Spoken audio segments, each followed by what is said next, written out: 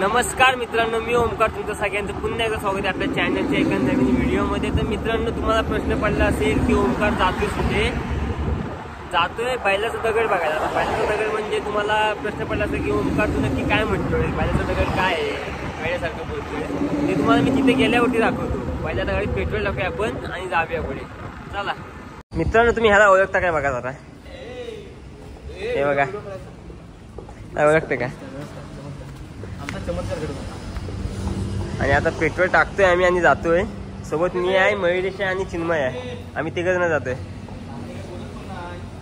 मित्रांनो, आम्ही इथे जाधव पंपात आता पेट्रोल टाकतो गाडीत आणि पुढे जातो। बैलाचा दगड म्हणजे तुम्हाला मी तिथे गेल्यावरती सांगेन, मला माहिती आहे, तुम्हाला काय माहिती नसेल। आणि हा अजूनपर्यंत कोणी एक्सप्लोर केलेला नाही तो दगड, तो आपण एक्सप्लोर करणार पहिल्यांदा आपल्या चॅनलवरती। मित्रांनो, आम्ही आता पेट्रोल भरलं आहे, पावसाचं वातावरण दिसतंय जरा। आता बघूया पाऊस पडतो की, पाऊस पडला तर आपण थांबूया आणि मग पुढे जाऊया। पण तुम्ही एन्जॉय करा व्हिडिओ। तर मित्रांनो, तू बघा, ढग तुम्हाला दिसत असतील, पूर्ण काळे काळे केल्याने पावसांनी, म्हणजे झाले ढग। आता पाऊस तर काय पडणार की नाही ते माहिती नाही, पण बाकी तुम्ही व्ह्यू बघा कसं वाटतं। पूर्ण साईड तर पूर्ण ग्रीन आहे आणि हा मुंबई गोवा हायवे एक नंबर वाटतं का नाही सांगा मला, कडकमध्ये भारी। हे बघा, व्ह्यू एन्जॉय करतो मी तोपर्यंत मस्त। आता मी इथं पोचलो, आपल्या फाट्यावरती पोचलो आहे बघा, तुम्हाला दिसत असेल। इथून आतमध्ये गाडी घातली तर आपण आपल्या फाट्यावरती जातो, पण आपला सरळ जायचं, कुठे टर्न नाही घ्यायचं, काय नाही काय नाही काय नाही। पण आम्ही जे थांबलो म्हणजे बाबूला नंबर पाहिजे होता सोमचा, म्हणून थांबलो, बाकी काय नाही, आम्ही जातोय आता, चला। आपण कळवणी गावडेवाडीत पोहोचलोय मित्रांनो। आता आपल्याला जायचं सरळ, हे बघा, हे बघा, तुम्हाला दिसला असेल बॅनर, इथून सरळ जायचंय। मित्रांनो, आपल्याला जवळपास 15 ते 17 किलोमीटर जायचं इथून नाचनगर 10 किलोमीटर आणि तिथून 5 का 6 किलोमीटर आहे ते, मला दाखवतो। आणि व्ह्यू पण एक नंबर आहे, बघायला पण भारी आहे।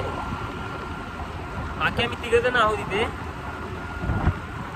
आता पोचतोय कळवणीत।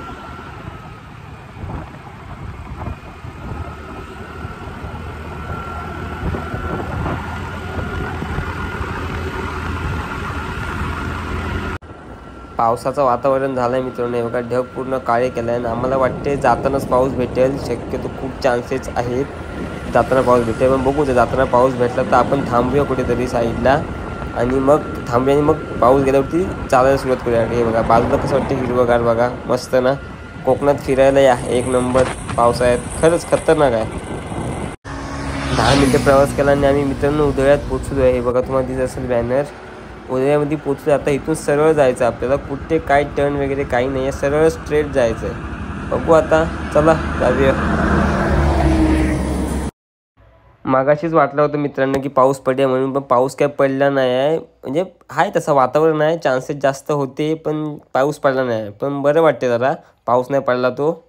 हे बघा, नाही पडायच नाही पाहिजे असं मला वाटतं दिवसभर, कारण आपला ब्लॉग शूट करायचं पूर्ण दिवसभर आणि तुम्हाला पण दाखवायचं आहे। तर पाऊस जास्त पडला तर आपला ब्लॉग शूट करता येणार नाही, नाही पडला तर बरं होईल। बघूया आता काय होतं, ते दिवस कसा होतोय तो।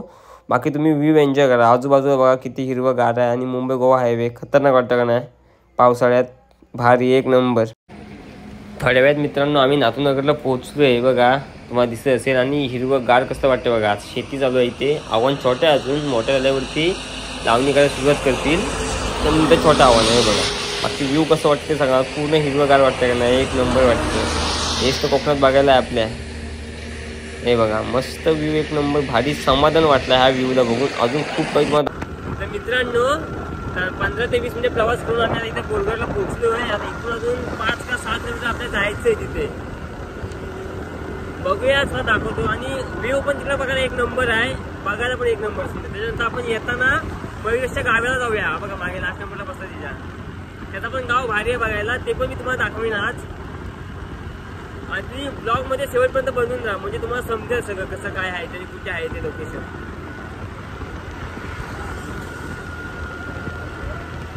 मित्रांनो, हा व्ह्यू कसा वाटतो बघा, सांगा तुम्ही मला। मुंबई गोवा हायवे मध्येच उभा आहे मी, हे बघा दोन्ही साईडला पूर्ण हिरवंगार आहे वातावरण इकडे। कोकणात हीच तर मजा असते, हे बघा पूर्ण हिरवंगार। आणि आपण जिथे जाणार आहोत तिथे पण फुल हिरवंगारच आहे, ते पण मी तुम्हाला दाखवेन। मित्रांनो, आता आपल्याला इथून आतमध्ये जायचं, तुळशी फाटा दिसत असेल, हे बघा समोर रोड आहे, तिथून आतमध्ये असं जायचं वरती आपल्याला, मला दाखवतो आता मी, चला। हे बघा मित्रांनो, पूर्ण हिरवंगार आहे आजूबाजू, तुम्हाला दिसत असेल मस्तपैकी. आणि हा पूर्ण चढ आहे आता, म्हणजे पूर्ण चढ आहे, हा घाट आहे पूर्ण. तो तुम्ही तिथे गेल्यावरती समजेल तुम्हाला. हे बघा कसं वाटतं हिरवंगार आजूबाजूला. आणि सरळ जायचं आपल्याला, कुठे काही टर्न नाही, राईट नाही, लेफ्ट नाही, काय नाही, सरळ जायचं आपल्याला. आणि इथून थोडं पुढे गेलं की पुढे एक धरण पण आहे, पण तिकडे परमिशन नाही जायला, या शूटिंगला पण परमिशन नाही. त्याच्यामुळे मी तुम्हाला बाहेरून दाखवेनच, दिसेल तर बघा तुम्ही. बाकी आजूबाजूला कसं वाटतं हिरवंगार ते सांगा मला, आणि वातावरण कसं वाटतं ते पण सांगा. कसं वाटतं बघा, एन्जॉय करा तुम्ही तोपर्यंत हा व्ह्यू आजूबाजूला पूर्ण. हे बघा इकडे पण वरती ढगं दिसत असतील तुम्हाला. आणि बारीक बारीक पाऊस पडत पण होता, त्यासाठी धरण आहे. आणि बारीक बारीक पाऊस पडत होता, ते भिजलो नाही, एवढा नव्हता, पण नॉर्मल होता पाऊस. जास्त असतं तर आपल्याला काही व्हिडिओ शूट करता आली नसती. एक नंबर होतं, बाकी काय नाही. हे बघा पूर्ण हिरवं, इकडे पण वरती मला हिरवं, खाली पण पूर्ण हिरवं हिरवंगार, मस्त होतं, एक नंबर बघायला भारी वाटत होतं फिरायला. तिथे आम्ही थोडा वेळ टाईम स्पेंड केला. हे बघा मित्रांनो, हा दगड आहे तो. तुम्हाला बोललो होतो की बैल दगड म्हणून. बैल दगड नाही, बैल देव. बघा माझ्या मागे तुम्हाला दिसत असेल तो दगड, हा दगड आहे. हे बघा मागे व्यवस्थित क्लिअर तुम्हाला दिसत असेल.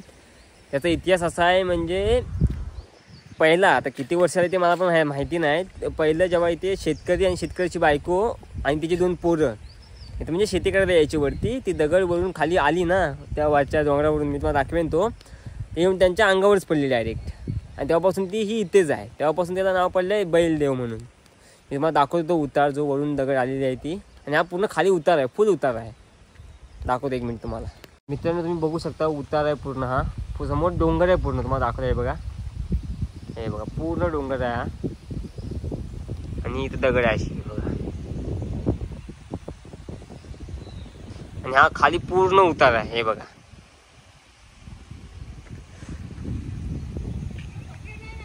आजींकडून पण ऐका, मी तुम्हाला सांगितलं, आता आजी पण सांगतील. काय आजी दगडी खाली आहेत ना, आणि त्यांची पोरं पण पोरं नाहीत.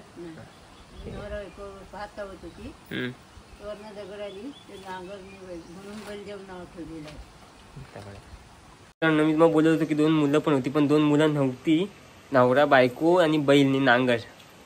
हे बघा तिथे त्याच्या खाली दबलेले आहेत ते अजून, म्हणून त्याला नाव पडलं बैलदेव म्हणून.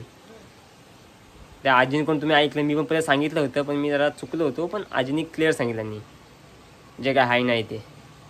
मागे तुम्हाला दगड दिसत असेल. हे बघा मित्रांनो, बैलदेव ह्या दगडाला नाव पडलं आहे. हे बघा श्री बैलदेव प्रसन्न. छोटी शंकरची पिंड पण आहे. हे बघा मस्त वाटते, 1 नंबर शंकरची पिंड पण आहे. हे बघा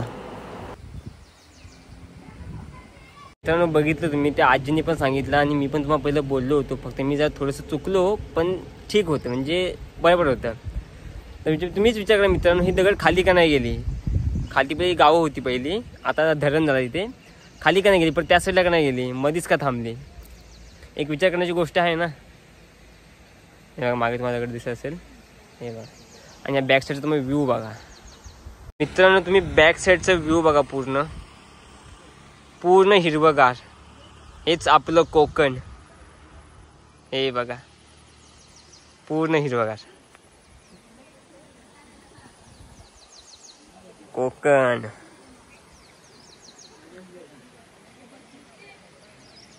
आयुष्य खूप सुंदर आहे मित्रांनो, फक्त जन्म कोकणात झाला पाहिजे.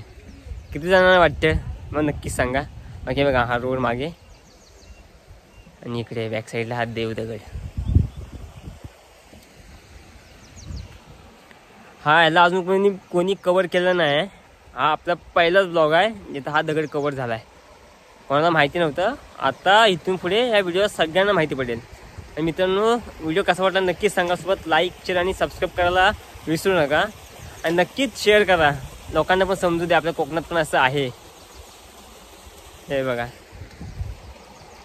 मित्रांनो, ही व्हिडिओ जास्तीत जास्त शेअर झाली पाहिजे असं मला वाटते. काही खूप जण लोकांना माहिती नाही ही कथा, ही स्टोरी काय आहे ते. इथल्या आमच्या गावातले आहेत त्यांना माहिती आहे, बाहेरच्या लोकांना पण माहिती झाली पाहिजे असं मला वाटतं. बाकी खूप व्हिडिओ शेअर करा, लोकांना माहिती पडू दे. आणि विचार करण्यासारखी गोष्ट आहे, साईडला पण नाही गेली, वरती पण नाही, खालती पण नाही, का इथेच दगड उभी राहिली ते सांगा. मित्रांनो, इथे रोड जेव्हा बनत होता नवीन तेव्हा हा दगड हलवण्याचा प्रयत्न केला, पण दगड काय हलला नाही आहे. हाय तिथेच आहे, का हलला नाही. पण चमत्काराचीच गोष्ट आहे ना. तुम्हाला एक मिनिट मी दाखवतो याचा जुना दगड, म्हणजे पहिला फोटो हे आत्ताच आहे. पहिले काय बॅनरवरती ते मी तुम्हाला दाखवतो. एक मिनिट, हवा मस्त लागते इकडे.